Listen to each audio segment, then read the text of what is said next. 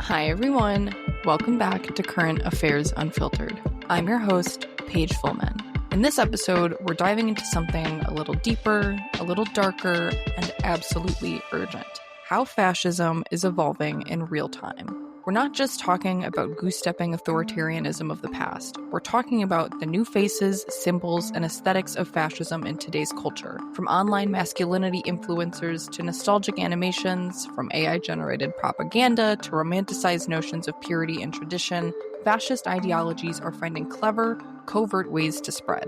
We'll explore how nationalism threads through these movements, how economic instability plays into their rise, and what resistance now looks like. Joining me is Anthony Vernon, a Pushcart-nominated writer who's a philosophy professor at St. Thomas University, Miami Gardens, and Miami-Dade College, who's been thinking deeply about how fascism adapts to survive and what that means for all of us. Without further ado, here is my conversation with Anthony Vernon.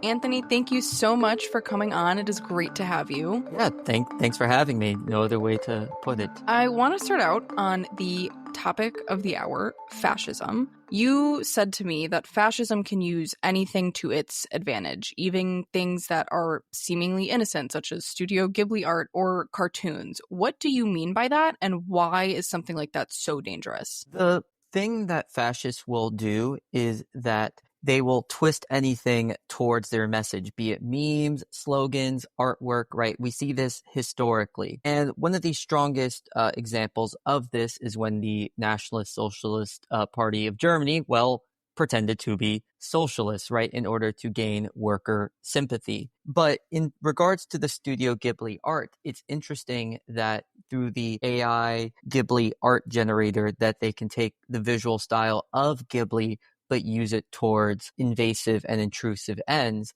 despite the message of Ghibli as a studio always being about pacifism, whether it be Grave of the Fireflies or be it Princess Mononoke. And the thing that fascism does, it uses any and all messaging that it can take advantage of and uses it to push hyper-nationalism in each and every case. So while it may seem confusing that fascists will be contradictory or hypocritical or use things that seem unrelated, it's that they believe in the use of anything towards hyper-nationalism, which has massive problems as shown, in the present day and historically. I just think about all those memes on Twitter that use, characters that are mundane. They don't have any political association to them naturally in and of themselves, but they've become associated with the right wing, like the trolling face, I think, is one. The Doge dog, that is now the name of a government agency, stuff like that. That's, I don't know, that's wild, but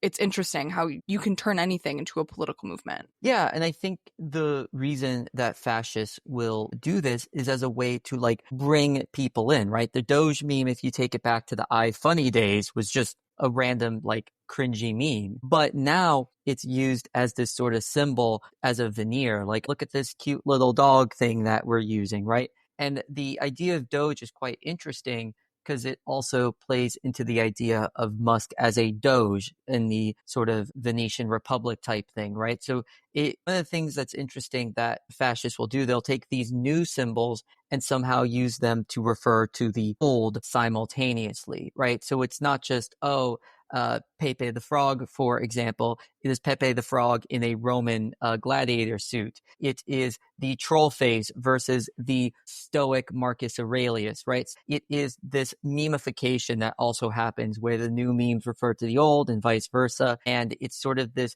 begetting of a narrative. But again, memes are always trying to push an idea and always trying to create a copy-paste repetitive idea.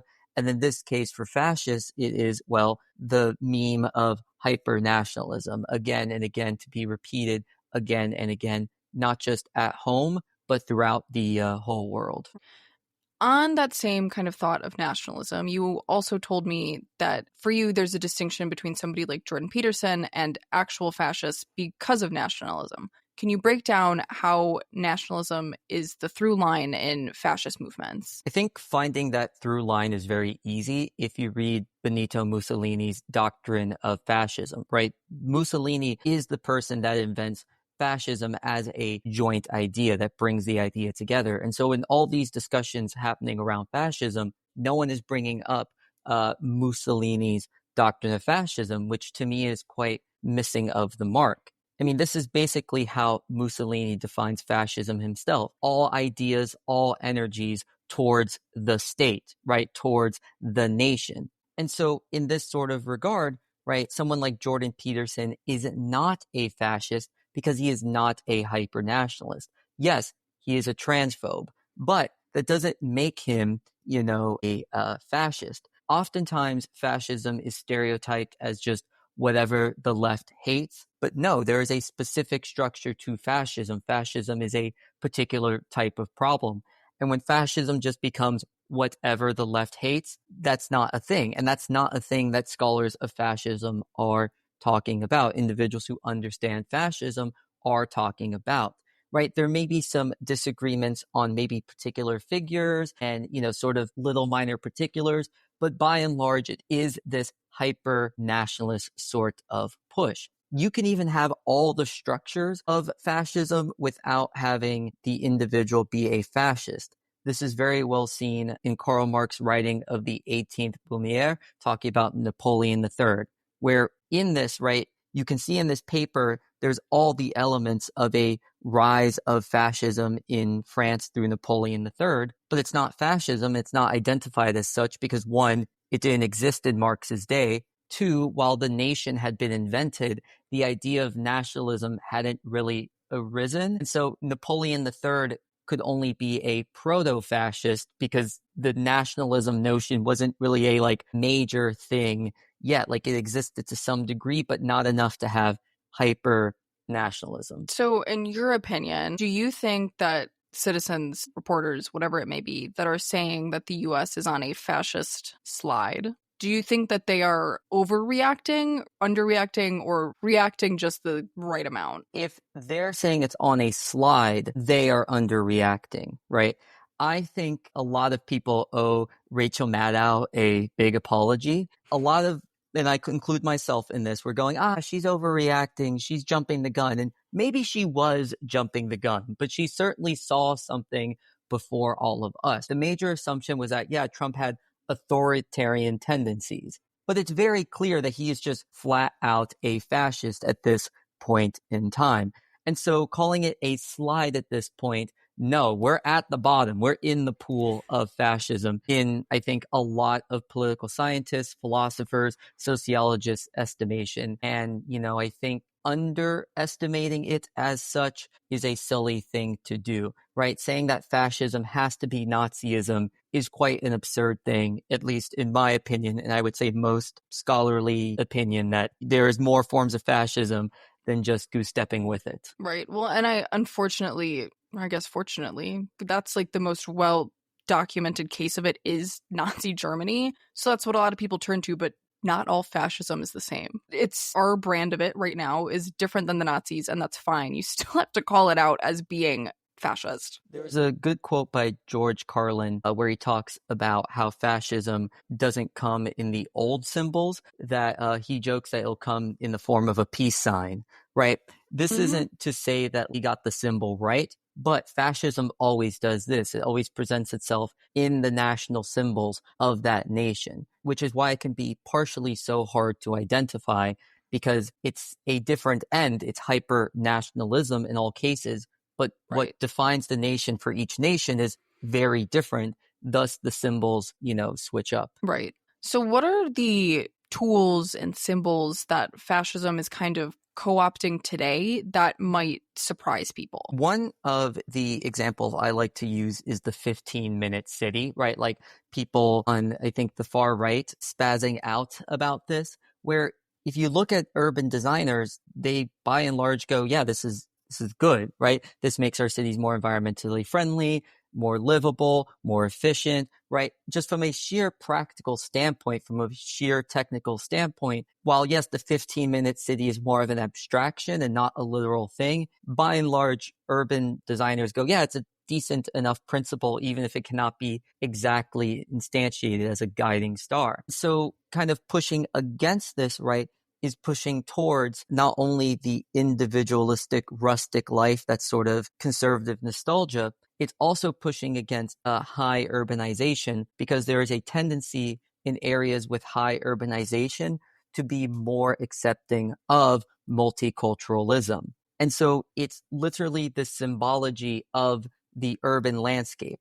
And we can see this in the big push towards trucks, right? Where it's like, hey, more trucks, more trucks, more trucks, right? Almost a middle finger to sensible urban planning, but also this push towards, hey, these are our symbols. We're Americans. We drive trucks. And there's other reasons for that that have to do with unconscious safety. But to stick on the topic of fascism, I think trucks and being anti 15-minute cities is one of the more surprising examples of not something that's like universal to fascists. I'm not saying anyone that's anti 15-minute city or drives a truck is, but it's something that has been used by fascist individuals. And when you say 15-minute city, what are you referring to? The idea of the 15-minute city is that basically within walking distance of you as an individual in an urban center, you should be able to get to a grocery store, a hospital, a school, just basically all your necessary amenities. And you're saying that the fascist tendency is to be anti 15-minute city? Okay. It's interesting because sometimes when I'm scrolling on social media, I'm like, I have dreams of like owning chickens on a farm. That's so not me. I'm a city or, close suburb girl through and through. So when I catch myself thinking those things, I'm like, oh my God, am I being red-pilled right now?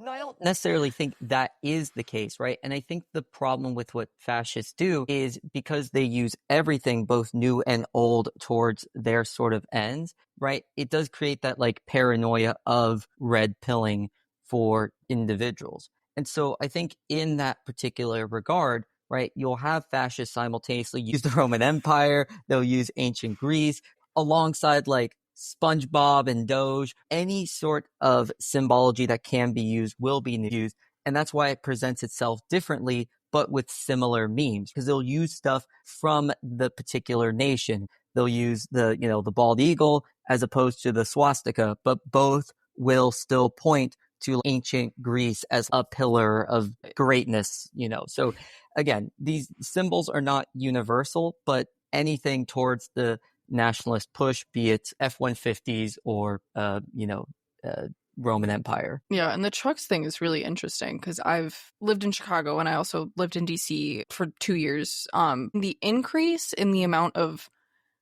big cars in the city was very noticeable because in the city, you want the world's tiniest car so you can parallel park into the world's tiniest space. Yeah. So to walk down the street and see, big trucks with a big bed trying to cram themselves into these spots has been interesting. And I mean, I guess I've just never thought about it too much, but it is interesting to think about how that's like kind of that, I'm going to call it soft signaling towards the right wing kind of shift. But yeah. Yeah, it's definitely a soft signaling, right? And I think that's one of the problems with this sort of stuff where, just because someone makes a personal choice towards this thing, right? We don't want to make the big jump, right? Just because someone bought a Cybertruck doesn't necessarily mean they think or act some type of way. I think the importance here in, pointing out this sort of stuff is not to go, there is fascism everywhere. It's to give greater clarity of, hey, that left-wing stereotype of everything is fascist is not the case. When fascism is being talked about, it's those instances where all the energies are being put towards the greatness of the nation. And so a lot of people will buy that truck to be like, yeah, America, right? If you see someone buying the truck for that, maybe they're on that sort of slide or direction. If you see someone buy a truck because they just like it aesthetically, or they have a business and need to haul a bunch of things, that's normal. Especially that one, although there are way too many passenger princesses and way too many truck queens in like Miami, Florida that have no spots of dirt on their truck. Like, I don't care how many centeno chickens you're trying to haul. Like, your F-150, right? You don't need an F-150 for that. Right. That's my dad, who is deeply involved in the right-wing nonsense. He owns 2 trucks. Granted, they're not the big F1 current like F-150s. They're vintage, which arguably might make it worse. But I'm like, why do you need two? Well, It's not going to make you be able to carry more stuff. You are one person. You are one driver. yeah, and you see this happening, and I say this as a Miami Cuban, right?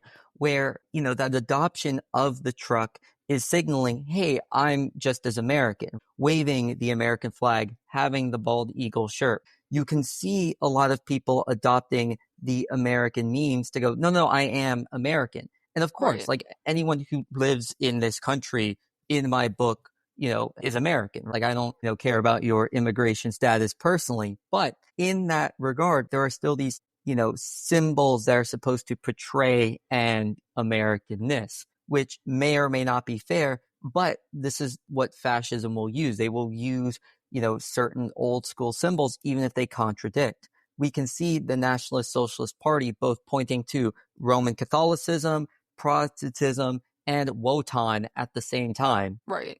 Doesn't have to make sense, just has to get everyone on board. Hey, isn't Germany great? Hey, isn't Italy great? Hey, isn't the United States great? And hey, isn't Cuba great, which has its own arguably fascist history? Also, and correct me if I'm wrong on this, I also feel like that could also play into the American flag. There were, especially since 2016, a lot of left-wing people that were like, I feel like I can't hang the American flag now because that's so associated with Donald Trump and his followers. And then when Kamala ran for president, I don't know if you watched it live, but at the DNC, everybody had American flags. And I remember sitting there watching it and thinking, they're taking it back. Like they're taking back the meaning of what it means to hold the American flag and wave it proudly. Do you even see that as kind of being a point of the fascism in the United States, or is that just people overreacting? The giving up of symbols is part of it, right?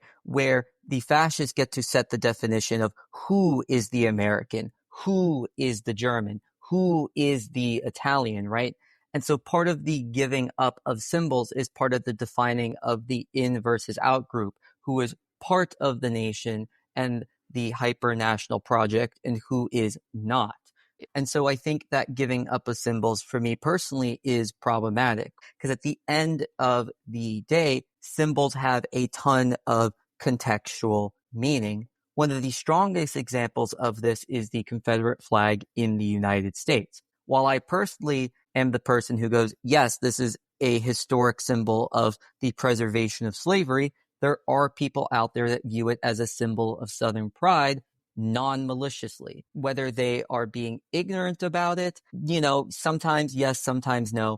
But I will, because I don't have the experience of others, assume that there are just some people who genuinely view it as a symbol of Southern pride. Now, does that ignore the history? Does that ignore the true essence of the flag? Of course. But I think it's important when discussing these symbols, the way that they can exist in multiple facets and be used in multiple ways. That no symbol, no idea, no notion has a ending interpretation. Even if the interpretation's less accurate, i.e. the Southern pride interpretation versus the preservation of slavery interpretation, you can't end interpretation. You can't end new understandings. And that's what fascists try to do. They try to end the discussion, end interpretation, and go, nope, this is this, that is that, at the end of their, ends. So you touched on this a little bit, but we're in an era where AI is starting to be able to do literally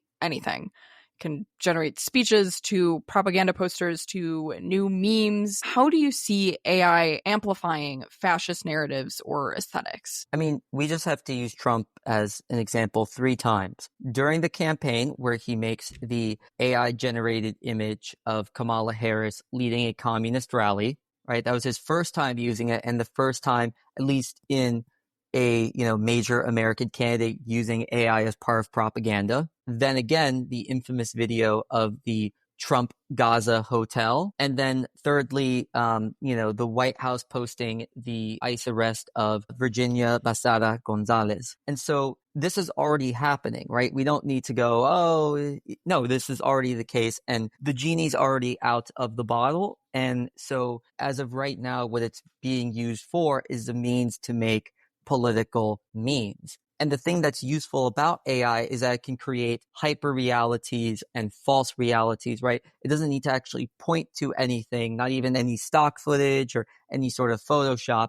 It can just conjure up a new sort of reality that points in line to the particular propagandist message and can potentially make something realistic enough if you're careful with it, which I mean, I don't know who's generating Trump's memes, but even they are poorly prompted, which in some sense makes it more disgusting because they're just being lazy about it. They're just like uncaringly being like, oh yeah, we'll continue the genocide of a group of people. Oh yeah, we don't care, if individuals are being deported. Oh yeah, we'll just, falsely claim McCarthyism here. So it's just this, cycle and perpetuation of AI being a falsehood, being used to propagate many falsehoods. Right. And it's been insane to watch it. Like, and I don't mean to laugh at it because the AI stuff that they've pushed out is inhuman, rude, and nasty.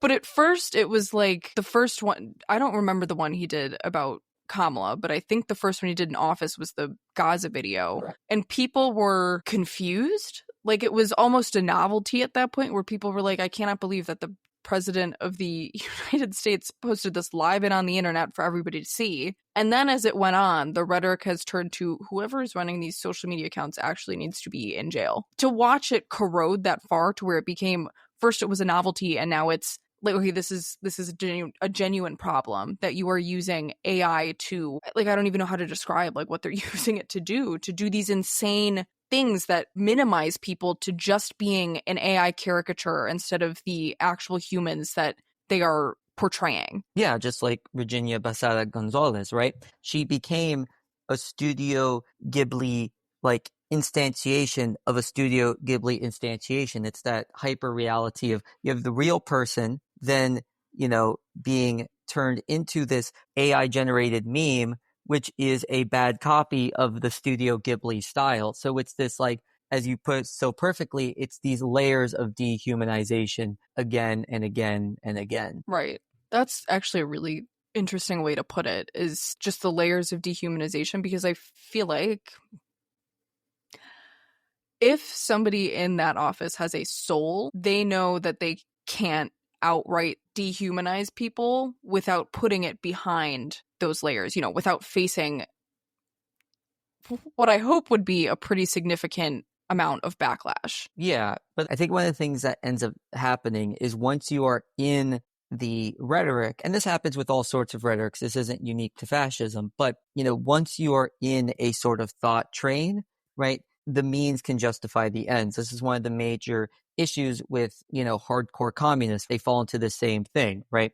It's this sort of grand narrative of like everything for the fascists justifies the means of, hyper-nationalism. For the Marxist, everything justifies the ends of the stateless, classless, moneyless society. And I think that's one of the issues at hand with this grand narrative thinking. If the world is essentially one way, if there's only one interpretation that is correct, then you can justify so much violence, dehumanization. You can really justify anything if you think you have a messianic, and truth. I do want to switch topics a little bit. I know I talked about my dream of owning chickens on a farm, but generally there's a growing sort of romanticism of certain aesthetics, such as traditional masculinity, traditional gender roles, and the trad wife kind of movement, Puritanism, in online spaces. Are those just vibes, or are they a sign of something that is more ideologically dangerous? So I'll put it like this. I think if individuals are doing things within their own space and not infringing on others, knock yourself out, right? These are, Ayn Rand conservative principles. You do you, I do me. And that could just be a personal vibe. So if it's your personal vibe, that's, perfectly fine. Knock yourself out. The issue at hand is when this imposition begins, when your vibe must become the national vibe, where it's like, we need to bring Christianity back, not to be against individuals who are Christian, but having a Christian nationalism is a position on how others just view the world. You personally not being transgender or transsexual, okay, why are you worried about somebody else's identity and physiology, right? And we can do this again and again and again with this sort of stuff. So yeah, of course, these are these cultural vibe shifts, between being more open, between being more regressive.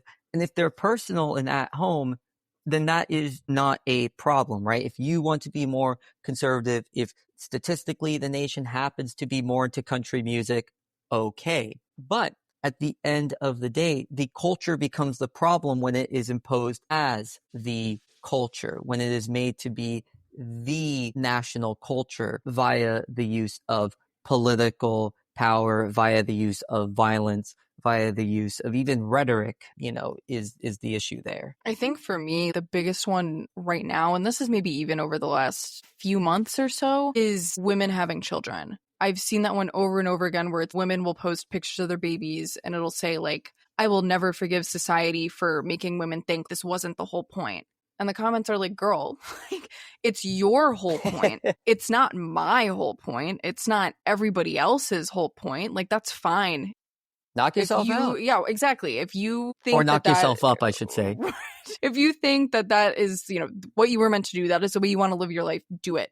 But you cannot fault other people for not wanting to live that way. And it is funny that you mentioned the Ayn Rand principles of I'll do me and you can do you, because that is so not the principles that we are currently seeing. Yeah. And one really strong example of this, my sister is a speech pathologist. And of all the political stuff happening right now, the thing that she was the most frustrated by was Trump's declaration of English as a national language, as if a pen stroke can even do that, right, constitutionally. But it's the first time any member of the federal branch has, attempted to declare a national language. And again, myself being a Cuban background, so is my sister, obviously. We're in Miami, right? We're in a very diverse community, and we know many people in our lives that just don't speak English, right? That's just a thing in South Florida. And so having that imposition of a national language is imposing the way in which people live and exist. Yes, can it be a personal social detriment to not know the majority language in the nation you're in? Obviously. But that is not something that should be forced upon people to have to speak a particular manner or even make any sort of judgment on speaking in a particular manner, because the way in which we speak are the ways in which we interconnect with others, and taking a form of that away, or at least culturally pushing for that away, is going to lead to disconnects between many people and their roots, be they home roots, familial roots. I mean, unfortunately, I can keep going on. I want to shift gears now to the other hottest topic right now, which would be the economy and labor. You said to me that we are entering a repairman economy. What does that term mean to you, and why should we be paying attention to it? So this has been a ongoing thing. Like, this is a Trump thing, the push of more and more robotics, and now more recently hyper-driven by the push of AI. And so in this, right, it seems that the majority of new jobs being created, if not the majority of future work, seems to be headed in the direction of being the type of individual who either repairs these robots or does the computer science to keep up the AI. And this isn't just empty sort of talk about it now at this point, not like it ever was, but it's to the point when now the halls of power are talking about, they're not hiding it away. You had Howard Lutnick recently on an interview talk about how all the fired professors and doctors will now do the little screws of iPhones.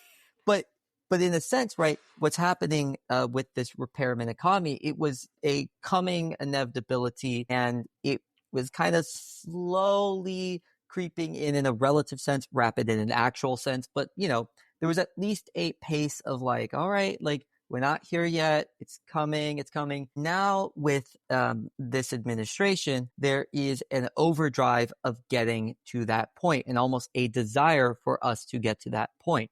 And the desire is very simple. This push of having more factories means we are more war ready. Factories get converted into factories for, anything from Jeeps to missiles to you name it, right? Factories are very easily convertible, right? The factory individual has one sort of task, and then they just switch out that task with another menial task. This isn't to put down that labor, the quite often difficult and grueling labor of the factory setting. This is simply to say that part of the fascist push towards factories in almost any fascist regime, the push towards production is that push to be war ready. And so this already happening repairman economy just through the push of Silicon Valley technology, and before that, the push of greater and greater robotics is now, right, in a regime and administration looking at that already existing trend and going, well, we have territorial ambitions. Let's put this into overdrive. Let's make that repairman economy not happen 10 to 15 years from now. Let's make it, 4 years from now if we can. How does this then affect how we understand labor and economic dignity in America? I mean, all labor is dignified. Simple as that, right? So I think at the end of the day, I think people can be very classist when it comes to labor. So for me, I'm always going to be the type of person that my job as a professor in some sense is less valid than the factory workers and the electrician. They just do more than I do. Yeah, that's standard. I go to my work every day and I'm like, I really just come here and I sit at my desk and somebody's out there doing manual stuff and it's not me. But it's still not me. It's still dignified, right? I mean, it's less valuable in regards to it's like physical productivity, but there's a certain skill that I have as a historian, philosopher, writer, in terms of looking through ideas, right? That's important to let people know about when there are ideological problems in the world, versus oh shoot, my engine is not working. Very white collar response of me, help. And again, both do something, both create something, right? I help educate, maybe their kid, because I've worked in elementary settings also in reading and writing. And if they have, a student in college, I help them with their critical abstract thinking, which can be important for all sorts of jobs. So everything is dignified and contributes to a degree. The understanding is not the change of sort of the dignity of labor, but the relation of labor to capital, right? We can always see this happening with a decline in college admission and an uppage in trade school. Not a necessarily bad thing, but the issue at hand is that it isn't corresponding to these jobs being higher earning. These jobs should be earning well. Instead, it's this push away from college where still the college jobs are the highest paying ones, relatively. And so what's happening here is because these jobs have been viewed as de-dignified, but are also becoming the most reliable jobs to earn, it's also lowering the GDP per capita of individuals, the labor buying power of the labor pool.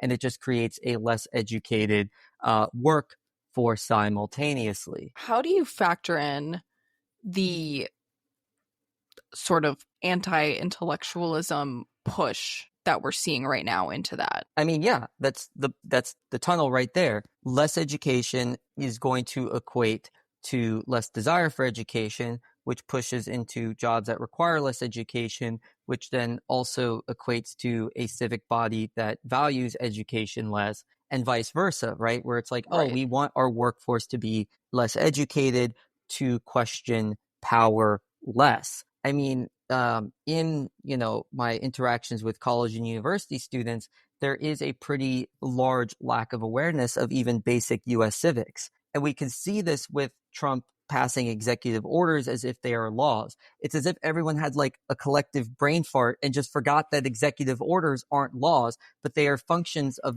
Article 2, kind of interpretively, that allow for the president to go about executive functionings. But now Trump drops executive orders as if they are the law. Oh, don't worry, police on the federal level. You could commit more abuse. Hey, don't worry, English is the national language. Oh, don't worry, we've just renamed the Gulf of Mexico. But that's right.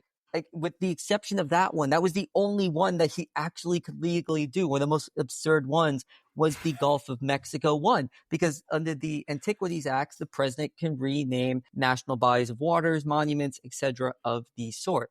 And so But again, that takes civic knowledge to understand the bylaw powers of a federal government, of a state government, of municipal government. And when we have a citizenry that more and more lacks that knowledge, the more that government bodies can abuse those powers through collective lack of memory or collective lack of knowledge. So do you see a link between economic precarity and susceptibility to fascist ideologies? Or are these cultural issues also then in turn labor issues? Yes and no. So I think one of the things that gets underestimated is that a lack of education equals a sense of stupidity. No. And sometimes not being in these educated spaces can make you more aware of these labor relations because you're on the ground. A good example of this was Simone Weil's writings, where despite being a well-educated philosopher, she volunteered to work in a factory for a long period of time. So in my understanding, I think every experience that you have offers you a different type of knowledge, a different type of education. The problem is that certain types of lacking education are going to lack certain types of knowledge that may be useful in opposing power takeovers. So while the individual that is, let's say, in a factory or a plumber may be more aware of labor relations than your average professor might be, what the professor has is a know-how of the history of abusive ideas, labor relations, civics. And so one of the things that unfortunately doesn't happen is this sort of conversation between the two bodies, this sort of like collective pool of knowledge. Every sort of labor group gets separated, and the separation of labor groups, creates either a conflict between various individuals who are working versus people who are running the show. So we're going to zoom out a little bit and we're going to hopefully have some positive vibes come out of this. What does resistance look like in a world where fascism is softer and more subtle? I don't think fascism is ever soft or subtle. It's very explicit, it's very out in the open. And that's kind of the crazier thing about it, because it's not soft or subtle, right? It's just yelling at you to come in.